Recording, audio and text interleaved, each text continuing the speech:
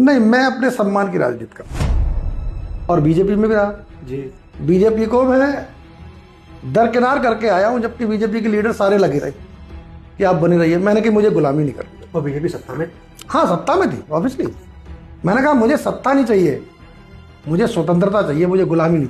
सत्ता नहीं चाहिए, सत्ता नहीं चाहिए, स्वतंत्रता चाहिए। तो बाकी लोग जो है वो सब, मैं कहूंगा नहीं, लेकिन मुझे लगता है, जो मेरी भाषा है, क्योंकि मैं रह के आया हूं, लेकिन मैंने अपने अधिकारों से कभी समझौता नहीं किया। स्वाभिमानी आदमी हूं और अपने स्वाभिमान को गिरवी रख के कभी राजनीति नहीं। समाजवादी पार्टी में स्वाभिमान पूरा बरकरार है कि नहीं?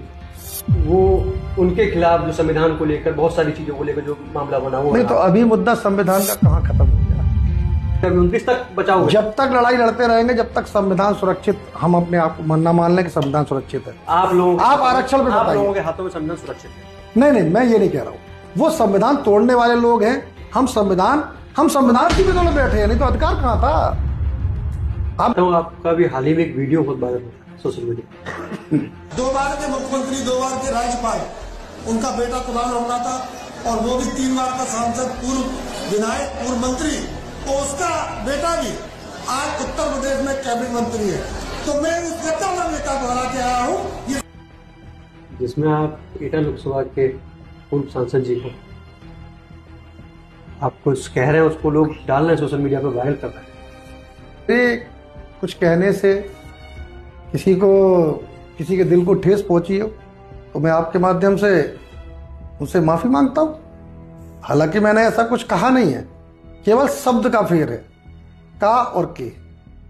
कहा के बहुत बड़ी ये हो गया कि मतलब ऐसे आपका, जब आप चुनाव जीते आपने, अच्छा, एक बात बता, आपने पैर छू के उनका आशीर्वाद लिया। देखिए, बहुत तारीफ आपकी हुई। नहीं, आप मेरी बात, मैं राजनीतिक शिष्टाचार है, उसको आपने जिस दिन चुनाव जीता, जीतने के बाद उसको बहुत ऊंचाइयों पर पहुंचाया। देखिए, मेरे संस्कार ही मुझे यहाँ तक लेके आए, और मैंने अभी आपसे बोला, अगर मेरे कारण किसी को ये लगा हो कि नहीं, किसी के दिल को ठेस पहुंची हो, तो मैं उसके लिए क्षमा चाहता हूँ, माफी मांगता हूँ।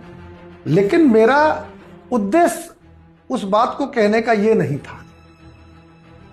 और राजनीति में कब किसके मुंह से क्या निकल जाए, देखिए, मैंने वो बात किन परिस्थितियों में बोली। पूर्व सांसद है वो, पश्चिमी उत्तर प्रदेश के। वो मानते कहाँ हैं पूर्व सांसद?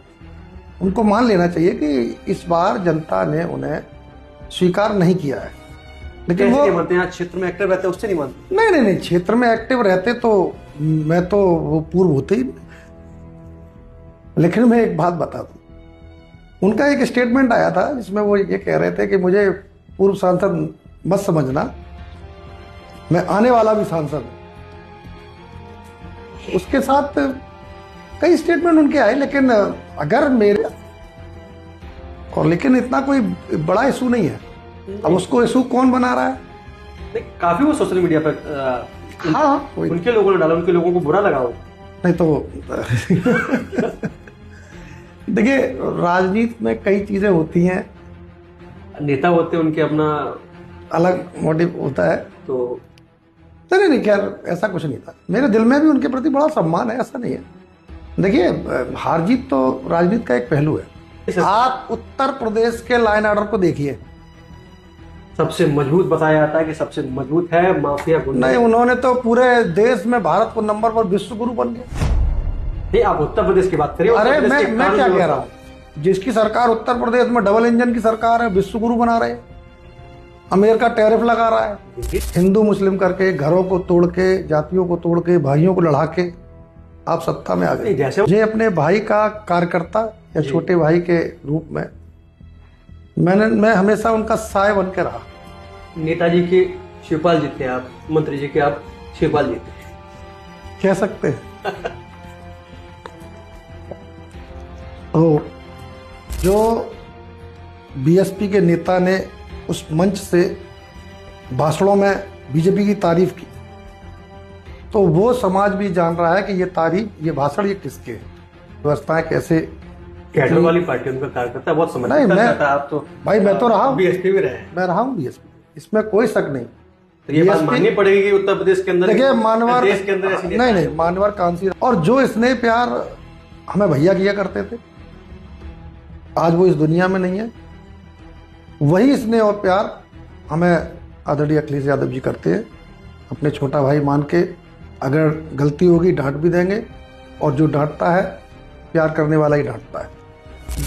एक वीडियो वो भी वायरल है, उसमें आप बता रहे हैं कि अपने समाज का, आपके समाज का ही कार्यक्रम है, हमारे समाज का कार्यक्रम। उसमें आप कह रहे हैं कि 40 से 45 टिकटें इस बार। देखिए बात है, अगर जाति के नाम पर कार्यक्रम होना बंद होंगे तो सर्व समाज की बात होगी। तो जात के नाम पे उत्पीड़न किया जाएगा। कि एटा से ज्यादा मजबूत सीट फर्रुखाबाद, तो फर्रुखाबाद कैसे लूज?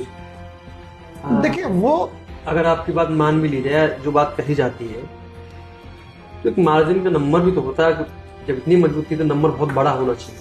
नहीं, ये मैं खुद ही इस चीज को लेकर चिंतित रहा, जो मार्जिन की आपने बात कही।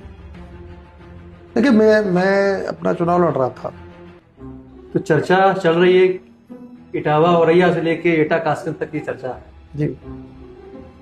क्या 2027 के चुनाव में आपकी धर्मपत्नी क्या विधानसभा की प्रत्याशी हो सकती है? देखिए राष्ट्रीय अध्यक्ष जी जो तय करेंगे, जहां से तय करेंगे। नहीं, अध्यक्ष जी ने अवसर दिया तो फिर तैयार हो उस चीज के लिए। नहीं, वो राष्ट्रीय अध्यक्ष जी की बात कैसे टाल सकते? मैंने बोला ना जी, ये वो बड़े भाई स्वरूप भी है ना। आप जिस समय प्रत्याशी बनने वाले थे, अगर उस समय आपसे पूछा जाता कि आप कौन सी लोकसभा चुनाव लड़ेंगे? नहीं, मैंने केवल अपनी इच्छा जाहिर करी थी, भैया मुझे चुनाव लड़ना है। कौन सी चॉइस रही होगी उस समय के हिसाब से? ऑब्वियसली जहां हम रहते हैं वही की ज्यादा चॉइस कर। अब वो भैया की सीट नहीं ऐसा नहीं। मैंने ये कहा था भैया आप लड़िए, या तो जो हुनर रह गया था शायद वो यहाँ पे सीखने को मिल रहा है। मुलायम सिंह यादव नेताजी का क्षेत्र रहा। जी। बाबूजी कल्याण सिंह जी का क्षेत्र। जी। तो यहाँ से हो सकता है कुछ चीजें रह गई। यादव जी का चुनाव क्षेत्र। जी।